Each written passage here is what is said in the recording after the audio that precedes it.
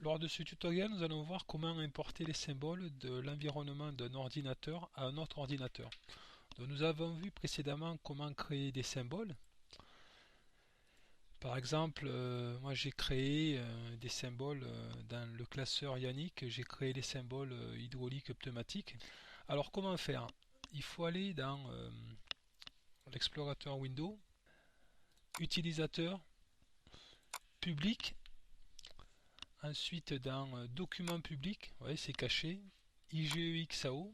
Alors moi j'ai deux versions, donc on va prendre la version la plus récente, Electrical Expert V4R2, 4.4, et ici dans Si environnement, vous avez dans ELEC IEC, vous avez tout l'environnement, donc tous les symboles que vous avez créés, les symboles que vous avez téléchargés sur internet, les références que vous avez créées, tout se cache ici.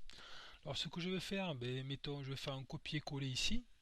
Alors moi je vais le faire sur le même PC, mais on imagine que je peux faire un copier et le coller sur une clé USB pour déplacer mon environnement. Alors voilà, je laisse copier.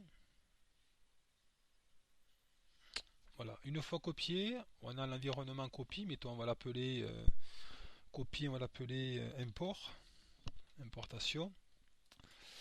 Je reviens à mon schéma, à mon logiciel, donc je fais environnement symbole.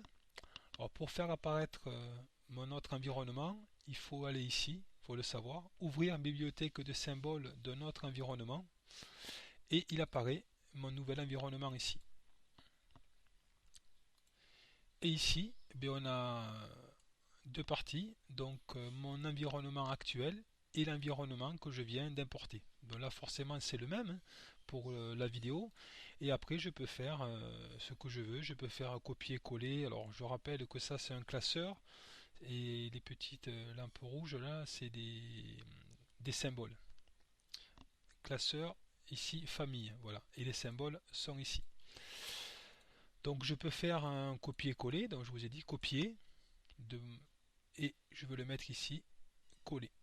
Alors là, il me dit que ça existe déjà forcément, mais si vous faites sur un autre PC, il n'y aura pas de conflit.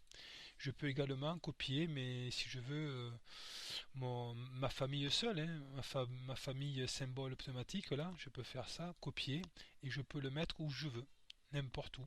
Je peux créer un nouveau classeur, par exemple, un nouveau classeur. Mettons, je vais l'appeler classeur tuto.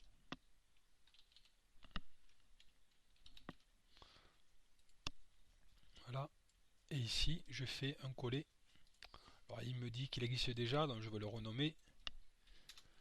Et voilà, donc on a nos symboles pneumatiques.